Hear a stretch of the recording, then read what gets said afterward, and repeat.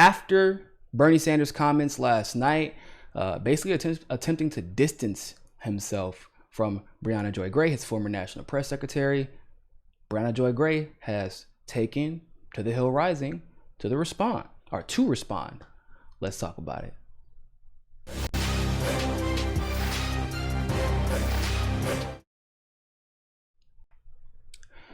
So Bernie made some kind of off-color comments regarding not only his press secretary, but also the movement. He essentially asserted that if we are not, because we don't like Joe Biden, and if we decide to sit on our hands and not actively participate in this election, then we're being irresponsible because essentially we're helping Trump win. You know, the same old neoliberal argument. Now, it is no surprise to anybody that Brie Joy Gray, or at least it shouldn't be a surprise, that Brie Joy Gray has been on Twitter just going ham on the neoliberal establishment. And she does so with so much class and grace. Let's be honest. She's so sweet. It's crazy how people call Brie toxic because she's like the least out of all the blue check left, right? You know, and especially in the independent journalist world, because, you know, we are a little, we're not nice. We're not nice people whenever we're engaging with neoliberals. She's the nicest one out of all of us. They better be thankful that she's not like myself or Kyle or Mike or Pasta or Fee. We're a lot meaner than Brie is, so they better count their blessings. But they have a problem with the fact that Brie has been so harshly, although accurately, critiquing Joe Biden. So Brie went on the Hill Rising this morning to have a conversation about that. I'm going to check out a couple of clips from that interview. Let's check out the first clip. Sanders' former national press secretary Brie Joy Gray tweeted, "With the utmost respect for Bernie Sanders, who is an incredible human being and genuine inspiration, I do not endorse Joe Biden." Vermont senator later responded to this in Associated Press interview, saying she is my former press secretary, not on the payroll. Sanders went on in the interview to talk about why it would, quote, be irresponsible for his supporters to sit out the 2020 election. Briahna is now a contributing editor of Current Affairs and joins us now via Skype to expand on all this. Briahna, it's great to see you. We missed having you on the show. It's really lovely to be back. Thank you both. Of course, and now we get the unbridled version. So yeah, that's right. Briahna, you've been a public and outspoken figure from the Sanders campaign, talking about why you don't want to endorse Joe Biden. You've been vilified by some kind of more of establishment Democrats. Just want to give you a chance to explain your position here in light of Senator Sanders' not disavowal, but more just distancing from your comments. Yeah, I think if you look at what Bernie Sanders said, it was that it's irresponsible to decide you don't like Joe Biden and to sit out the election, to decide it just wasn't any of your business. And that's not exactly what I'm out to do. My objective is to push Joe Biden into being a better candidate, a more electable candidate, and a candidate that appeals more to a broad swath of Americans who we all know from poll after poll actually support Bernie Sanders' policies. So to me, saying that you want the guy to actually recognize that a majority of Americans support Medicare for all, saying that before you pledge fidelity to him, you would like to extract some concession out of the leverage that is the only leverage that we as Americans have, which is our vote, isn't irresponsible. It's actually doing what all of us what duty is incumbent on all of us as voting participants in this democracy. Yeah. Mm-hmm. And so once again, like I said, class and grace. Honestly, I don't know if I would have handled it quite as well. Because, like, let's be honest, like when you analyze objectively, when you analyze Bernie's comments for what they were in the context of what they were about, he could have said anything, right? He could have said, well, you know, Brie is, a former representative for the campaign. She's a very intelligent young woman. She's advocating in the way she knows how to advocate for it. It's not necessarily representative of my views. I've already said where I stood in this issue. But, you know, I respect her opinion, even though we may disagree. You know, the same type of dilly-dallying and the way he likes to go around the edges. When he's talking to establishment Democrats, we're talking about establishment Democrats. Right? So we know he knows how to tiptoe. But like I said, for him to just say, she's a former member of the campaign. Oh, by the way, she's no longer on the payroll. And leave it at that. It was disrespectful. It was disrespectful. It's like it reads almost as if her opinion, regarding this movement is irrelevant in this situation because she's no longer being paid by me. She's no longer of use to me. And that's how it reads. I don't really care if you think otherwise, but that's just the facts. I mean, as long as your emotions aren't involved, that's how it reads. And so instead of using this moment to be as petty as Niko House would be, she decides to capitalize on it.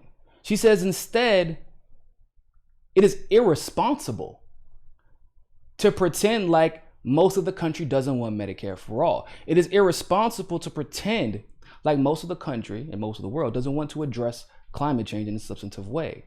It is irresponsible to pretend like Joe Biden was the candidate where most of the country, Democrat, Republican, Independent, etc., were aligning with his issues and not Bernie, because it wasn't. They were aligning with Bernie's issues across the board.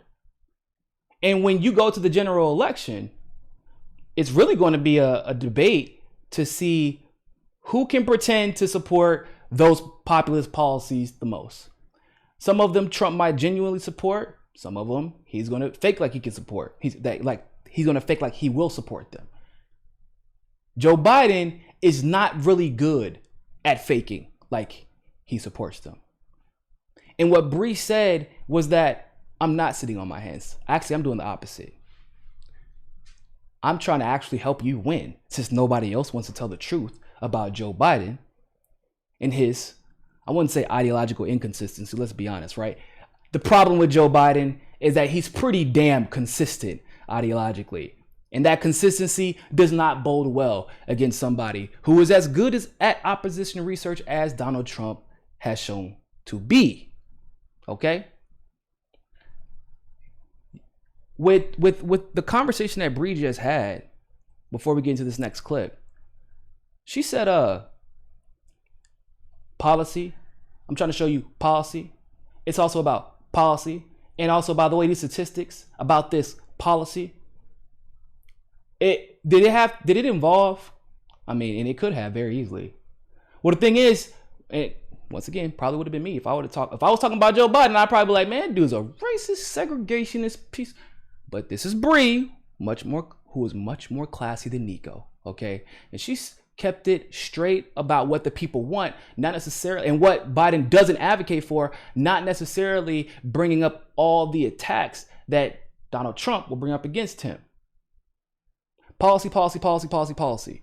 Not, well, Donald Trump is the most dangerous president in the history of this country. I believe that. I believe that he doesn't believe in it. Not ad hominem. Even though she could have easily went to ad hominem and probably would have been right in all of her criticisms.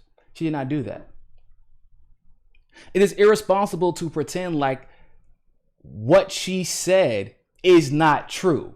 That is sitting on your hands because you're not actually moving forward. You're not moving backwards necessarily, but you're definitely not moving forward. And if you're not moving forward, you're stagnant. So you might as well be sitting on your hands. And by pretending like Joe Biden is actually going to fight for these issues, by giving up leverage like you did, that is sitting on your hands.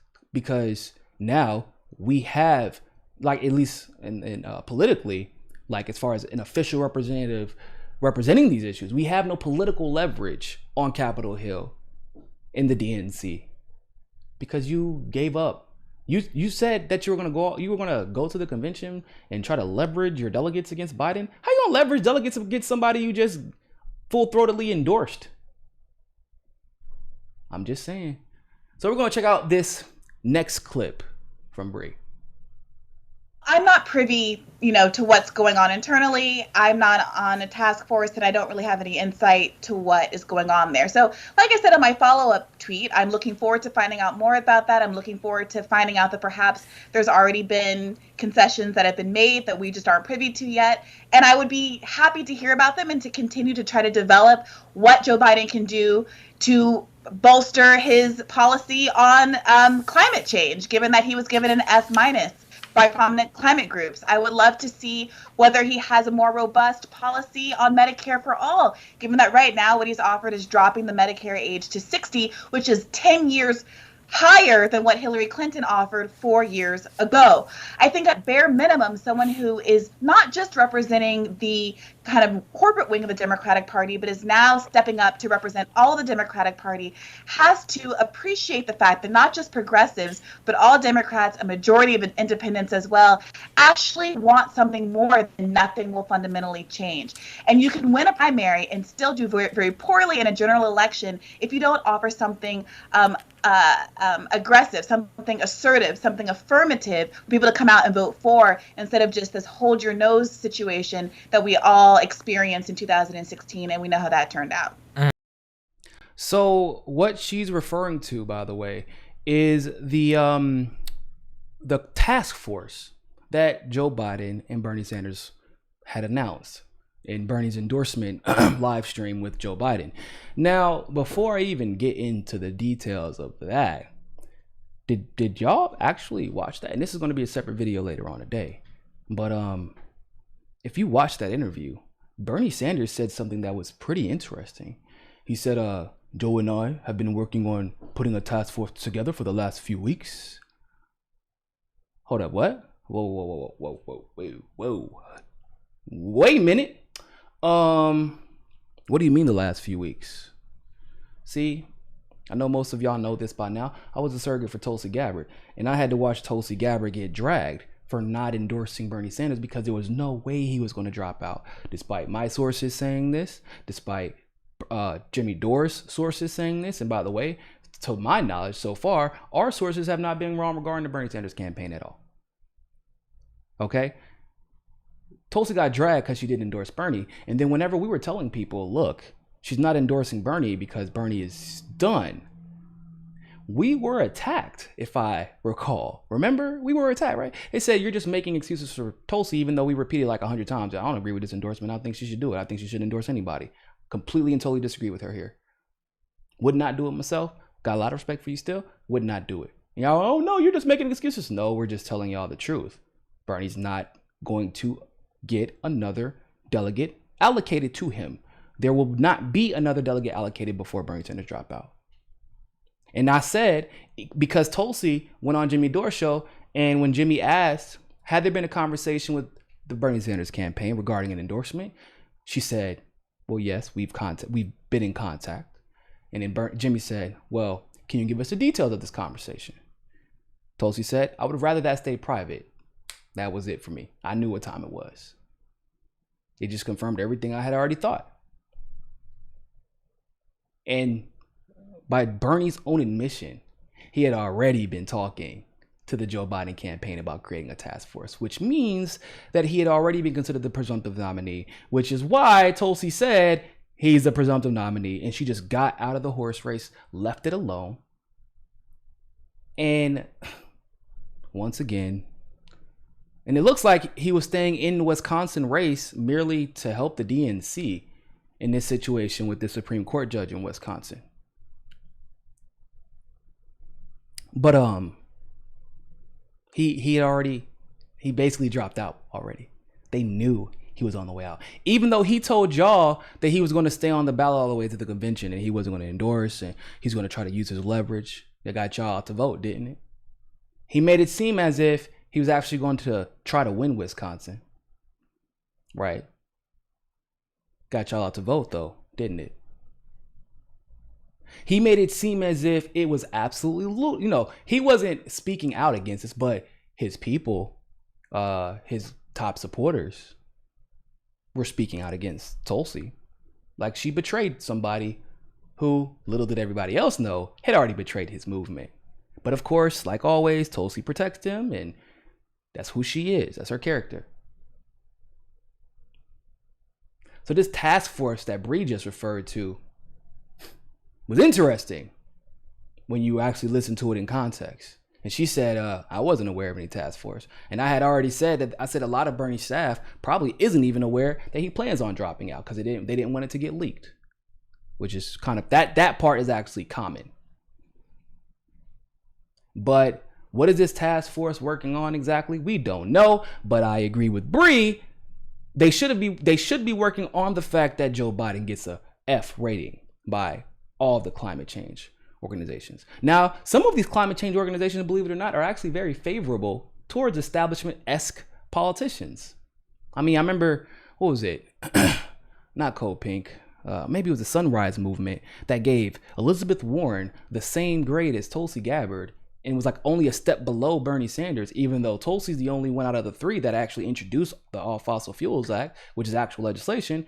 And Elizabeth Warren's proposal that she only introduced after she ran for office was, we have to arm the military to fight climate change. So what we like to call here at the MCSC network, the green bombs proposal. So these organizations are actually pretty favorable and a little bit forgiving towards establishment candidates. And you got an F by the ones that are pretty nice to y'all. That's not a good sign. Medicare for all, of course, you're going to veto it. Your solution was what? Open up the marketplace? We will open up the marketplace because that's, people who don't have jobs. We all know the first thing they think about is, how am I going to buy that health insurance that I won't even be able to use without a deductible? When Trump can outleft you in Medicare or single payer healthcare or healthcare in general, when Trump, you're going to make the argument that, we have to do better for the environment by picking Joe Biden, but you're rated F by all the climate change organizations. What's this task force here for? What is it here to do? And if the people with the platforms, right? There are a lot of Bernie staff members who have been basically gaslighting. Let's call it what it is. They've been trying to gaslight us and guilt trip us into voting for Joe Biden. And yet, Brie, with her platform, said, you know what? I'm not going to take this responsibility lightly. I'm not going to pretend like Joe Biden is something that he isn't. I'm not going to pretend like we've been granted concessions that we have not. And I'm going to fight for every single inch I can get. Because somebody has to. Just nobody else wants to use their platform like the one she has to do the right thing. So let's check out this last clip and we'll wrap it up. Why do you think that it is that you frankly just trigger so many of these people when you bring up these things? I think part of it is that perhaps naively and foolishly on my part, I'm in this for no other reason than because of what my personal beliefs are. I became a journalist because I started writing and freelancing on the side. I was frustrated with what the media narratives were. They didn't seem to be capturing what I saw coming out of the movement, and so I started to write. There was traction there because obviously a lot of other people felt the same way. It manifested into a journalism career, but I did not set out to be a journalist. I did not set out to be the national press secretary for a major political campaign. And now that I'm in neither of those original roles, my thoughts, feelings, and beliefs haven't changed at all. And perhaps that is unique of someone in my position to not immediately pivot and to try to frame my remarks in the way that is most advantageous for my kind of corporate media career ambitions. But the reality is that I just don't happen to have those ambitions, and being faithful to my own values has been a boon to me so far, and I don't see any reason to divert from that path, especially in this moment where there are a lot of people on the left who are really confused about where to go next, who are hurt, who feel like there's not a lot of transparency, who are waiting to have someone fill some kind of leadership void. And I'm not so presumptive as to think that that's me in any way, but I think that it's helpful to hear that there are options. You are allowed to believe and think a wide variety of things, and that this is a moment where the left should be having open and active conversations about what we want this party to look like, what we want this candidacy to look like, and to make sure that we hold our political representatives accountable. Yeah, I think that's exactly. Oh man, that listen, as an indie media journalist, right? Come from the same, y'all know how most of the MCSC network got here.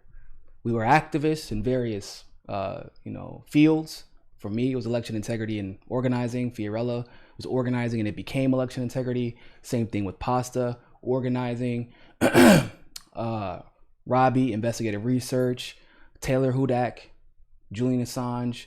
I mean, this activism is why we got into this. It was the same reason that Brie got into journalism as well. Now that activism turned into journalism, that turned into a career or at least a job title temporarily as a national press secretary for probably, the most popular campaign in the history of the world. And once she got, once the campaign was over, once everything was said and done, I don't know if y'all know this, she got like 100, almost 200,000, I think, followers from that campaign. Obviously still kept her blue check mark. That's a platform unlike she's ever had, with opportunity unlike she's never had. If Brie would have shut up and played nice, do what Bernie did, say what Bernie said, if Brie would have just acted like, I don't know, Mehdi Hassan, somebody like that, Brie would be sitting pretty in MSNBC. She'd be the new Jason Johnson and would be set for life. She knows what she is doing is probably going to kill any opportunity for her to get a job in the mainstream media. It's going to kill any opportunity for her to get a job on another campaign of that magnitude, at least for decades. Ain't no time soon. She knows this. Didn't matter. She said, what did she say? I'm in this for no other reason than what my beliefs are. Even though I'm not in that position anymore, my thoughts and beliefs have not changed. Whoo! Man, that's real. And you know what's funny about that? If you really want to know what her thoughts and beliefs were about Biden before this campaign, go look up her article that she wrote in The Intercept calling out Joe Biden.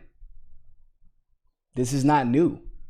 She's done this. She's been calling out Joe Biden. She's been calling out Elizabeth Warren. She's been calling out these people. This isn't because of the campaign. She joined the campaign because it was another way for her to make sure people like them do not get into power. She's leading by example. That's why no matter what happened, I'm extremely grateful that this campaign elevated somebody like Briahna Joy Gray, because we need more people like that in this movement. Unapologetic. Now, later on in the interview, she actually, they asked her again, basically about how, Bernie basically just kind of dismissed her. And she kind of and his responses to the attacks and why they attacked him and how now they're so friendly towards him. They're coddling him. Hell, I think at some point he was even trending on Twitter. How nice, right? It's awesome. People like Neera Tanden thanking him for his leadership. Oh, man. Gotta love those, right? Gotta love when Neera Tanden thanks you, you always know you did the right thing. That's complete and total sarcasm, in case you didn't know. So they love, and you know what Brie said? She talked about the fact that the establishment is hypocrites. They're full of hypocrites. She began defending Bernie with not a single bit of animosity or disdain in her voice. Genuine support. Would not let Bernie's actions towards her deter her from her virtues and from her, what she seemingly believes is a moral obligation to protect the legacy that is Bernie Sanders, the issues surrounding Bernie Sanders, which is more important than whatever personal grievance she may or may not have with Bernie after how he distanced himself. That's a pretty big deal, don't you think? And it's becoming a pattern. I feel like it's becoming a pattern because even after Tim Canova was abandoned by Bernie, I don't know if you all recall this, Tim Canova was abandoned by Bernie after Bernie endorsed him. Tim Canova still defended Bernie viciously. Eventually he got tired of him and at least, bare minimum started calling him out, but in areas that he needed to be called out in. But he never just went full on, I hate you, I'm irrational. He never didn't defend Bernie when he should have been defending. He never did not celebrate Bernie when he should have been celebrated. And Bernie abandoned him too. Tulsi Gabbard, really? Writes a whole article calling out the intelligence community for trying to undermine Bernie's campaign while she's running for president. Call out the intelligence community, people. Do you know what that means? If you're not really political, let me tell you what that means. It means at any time you are a congresswoman, senator, politician, elevated position, you're putting your life in danger every single time you call out the intelligence community in that fashion, especially in a situation like that. But hey, she did it even after Bernie Sanders abandoned her on multiple occasions. Threw her under the bus, actually, at that View interview, if you remember, when Meghan McCain asked him about the debates, and his response was, well, there's a lot of candidates, and so the DNC not everybody can make it. The DNC had to kick somebody out. That was his response to Tulsi being clearly cheated out of the debates. But yet, Tulsi still defended him religiously. Zephyr Teachout writes a very legitimate article about Joe Biden's history on Social Security. Bernie does disavow that article. He didn't just distance himself, he disavowed that article. Abandoned Zephyr Teachout. Zephyr Teachout never took that out on Bernie Sanders.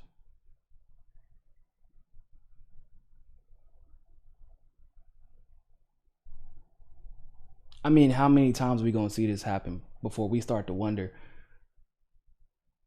how many people are going to be loyal to Bernie and then Bernie stabbed them in the back before we stop elevating this man like he's some type of deity? Before we stop, I get it. I'm not saying don't defend him when he's right. I'm not saying don't fight for him when he's right. But when he is wrong, and I mean very much so wrong, when he abandons his principles, when he demonstrates a type of disloyalty that you would never tolerate in your own life, don't pretend like it isn't that.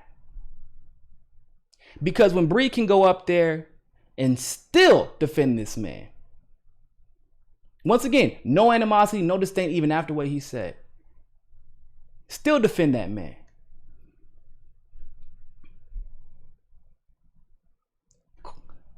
Y'all ever think that maybe, just maybe, Bernie keeps getting away with, he keeps doing this. He keeps thinking it's okay to abandon his supporters, his most prominent supporters, at their moment of need, by the way. It isn't just abandoning casually over time. Kenneth Mejia, I forgot about Kenneth Mejia. Kenneth Mejia, he endorsed in California, and then when Kenneth Mejia ran as a Green against Jimmy Gomez, who's a fucking corrupt neoliberal, Bernie endorsed his opponent, and that's the only person Kenneth Mejia was running against. It was a literal slap in the face. And have y'all not figured it out yet? He keeps doing it because y'all keep forgiving him for it. Y'all keep pretending it never happened. You kept telling us to shut up. Y'all kept telling us to pretend it wasn't happening. You would attack us for it. It's because you actually support Tulsi. That's why. It's because you're just a MAGA supporter. That's why. It's because you just want to see the world burn. That's why. You're going to take away our one chance to get Medicare for all. And what I was trying to tell y'all, like what a lot of these people were trying to tell you was, if y'all don't hold Bernie accountable, you're never getting Medicare for all. And you can blame any and every single person you want to. It's not going to matter, bro. I said from the beginning, Tulsi Gabbard, Marianne Williamson, Andrew Yang, whoever you supported, whatever camp you was in, and Bernie Sanders all have the exact same chance of winning. They all have the exact same chance of winning. You know why? Because until you hold Bernie accountable and call him out for not addressing election fraud that has been, practiced against him by the DNC, then the election fraud will continue. You can't overwhelm voting machines. That's not how that works. That's not how the math works, bro. But everybody attacked us for it, right? They attacked us. They said, nah, man, we got to shut up and play ball. We don't want to, they said asking Bernie to challenge election integrity. You know what that means? They're saying asking Bernie to fight for our votes will reduce the voter turnout. In what world? In what world? And there are people who are now claiming to Brie, right? They're saying, hey, shut up. If you don't help Biden move left, then he has a better chance of beating the man who is at least on the surface level moving left of Biden. While, by the way, simultaneously having one of the highest approval ratings in an election year in history. Just, by happenstance. Brie is trying to tell y'all. And instead of just acknowledging what she hasn't said a single lie. She hasn't said a single lie on Twitter. Not a single one. Facts and stats to back up everything she is saying. And instead of merely acknowledging that, Bernie says she's not on my payroll anymore. Whew, man. That's crazy. I can't even fathom. Look. I'll be honest with y'all. Whenever the Huffington Post published that article smearing me for helping fundraise so much for Tulsi Gabbard, I was expecting, I'm gonna be honest, because of me working previously with the Bernie campaign, I was expecting to get the same treatment. And honestly, I wouldn't even have taken it that hard. They smeared the hell out of me. But you know what? Tulsi and the rest of the campaign said, welcome to the team. Welcome to the club. We're all getting smeared. We're smear siblings. That's a president. Someone who can see the play on the field said, wow, okay, if they're smearing Niko for helping me, that must mean Niko's really on the side of this movement, or else they wouldn't have touched him. When they start smearing Brie and attacking Brie in the most disgusting and disingenuous of ways, that should have been Bernie's cue to speak up for one of the main voices of his campaign. Literally, had to hear the Burn podcast. Literally was the main voice for the campaign. And his inclination was to, hey, you don't work for me no more. Come on, bro. Leave. Not responsible for her words. Thank you. Nothing she says is relevant. It's incredibly dismissive and it's incredibly disrespectful. And yet and still, once again, Brie handled herself beautifully. She dropped some fire. She dropped some bombs. Like I said, I'm really excited to see what Brie has going forward for her in the future. I think I got 2 super chats. Let me get this. Darren, thank you very much for the super chat. Do you think that Trump is reelected? Do you think when Trump is reelected, would it wake Bernie up into thinking that the Dems are irreformable, as I know Bernie has suffered from TDS and DNC Stockholm Syndrome? Nope, I do not think that. I think Bernie just wants to be friends with the Dems. I don't think he's ever wanted to win. I think that as a lifelong independent, somebody who was kind of like his family left him, he was basically put on his own at a very young age.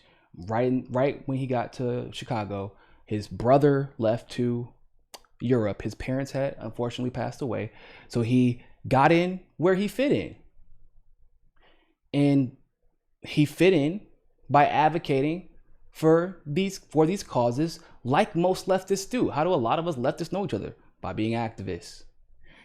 How many infiltrators? I'm not saying that Bernie's an infiltrator per se, but I'm saying how many infiltrators have we seen that they were Democratic Party or DNC rejects, so they try to come in and infiltrate the Green Party and independent parties and pretend like there's something they're not. But that's the only way they can make friends. That's the only way they can build clout. That's the only way they could be considered legitimate, was to, maybe they didn't have friends anywhere else, but they had to start over somewhere.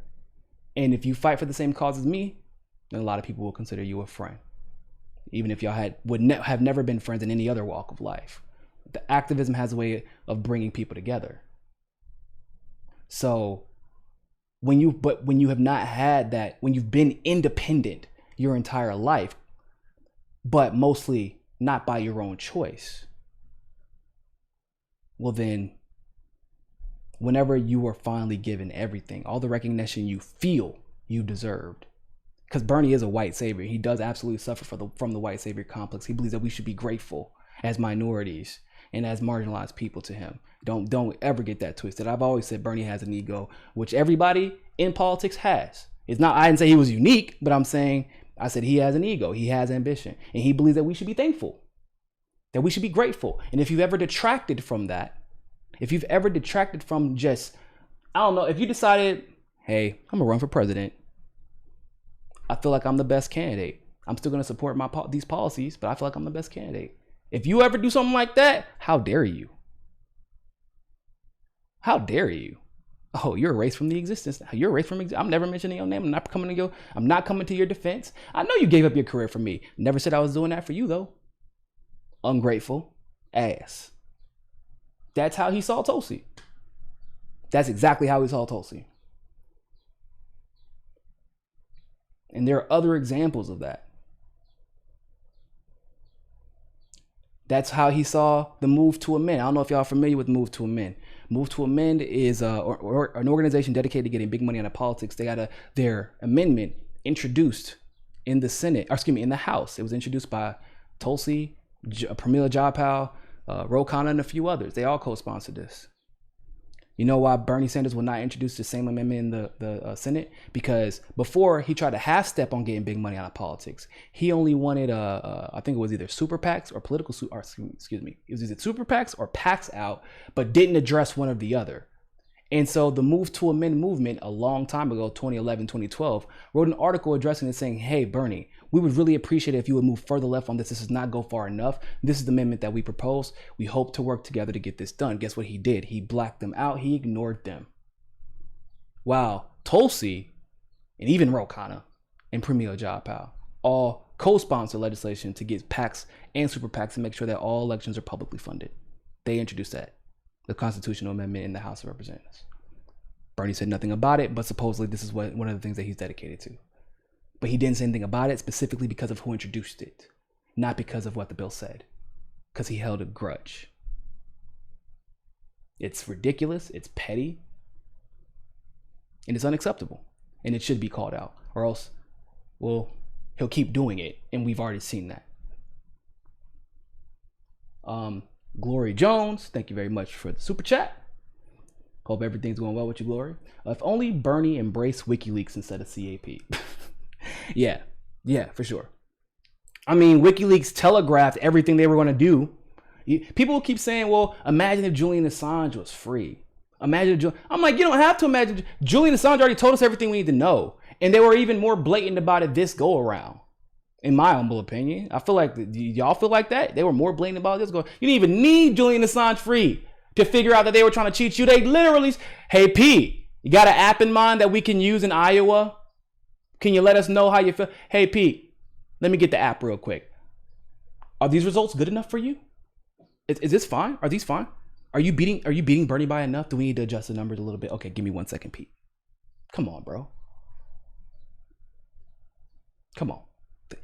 They changed all the damn primaries. They changed all the primaries except for 2 that Bernie won into voting. They got rid of the paper ballots, got rid of caucuses, voting machines, proprietary software, can't check, can't audit.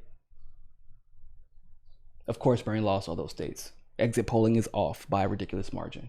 We didn't even need WikiLeaks this time. But once again, there is a bright side that people like Brie are principled in their convictions and are going to continue fighting for these issues, regardless of who is running for president at the time.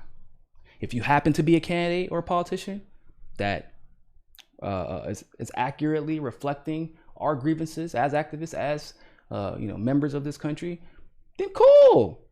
All love for you. But that does not mean we're going to allow you to pretend like you're advocating for us when you're not. Like the person that you like is somehow better for us. No, let's call it what it is. He's better for your career, Bernie. He's better for your legacy. You said you don't want to be Ralph Nader. Cool. But once again, like I said last night, at this point, I would much rather be Ralph Nader than Bernie Sanders, because I'm not sure his legacy is going to go down in the history books like he thinks it is. So I'd love to know what your thoughts are about this. Like this video, share this video, leave a comment below. Make sure you subscribe to us on rockfin.com, rockfin.com/Niko, ROKFIN.com/Niko.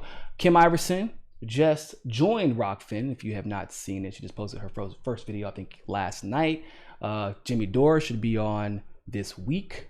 And Mike Figueredo of the Humanist Report is also considering coming on to Rockfin. So we're getting a lot of people coming on to Rockfin, y'all.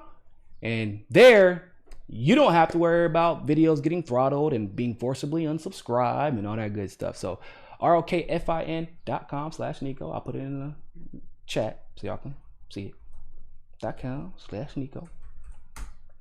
Make sure you go follow us there. You can also follow the Convo Couch. You can also follow Robbie Yeager from Rob Little Fire. You can also follow Rompacone, Graham Elwood. They're on there as well as a few other faces, familiar faces that you may recognize. So go do that. And other than that, always remember, more than anything else, ladies and gentlemen, find your balance. Peace. If you like that segment of Mikasa Sukasa, don't forget to like the video and smash that subscribe button. Want access to members only live streams, behind the scenes footage, and other premium content? Well, you can endorse us on Rockman Premium, become a patron through Patreon, or you can sign up for the MCSC Premium membership through YouTube. All the links are in the description below. But hey, more than anything else, always remember, Find your balance. Find your balance. Find your balance. Find your balance. Find your balance. Find your balance. Find your balance. Always remember, more than anything else, find your balance.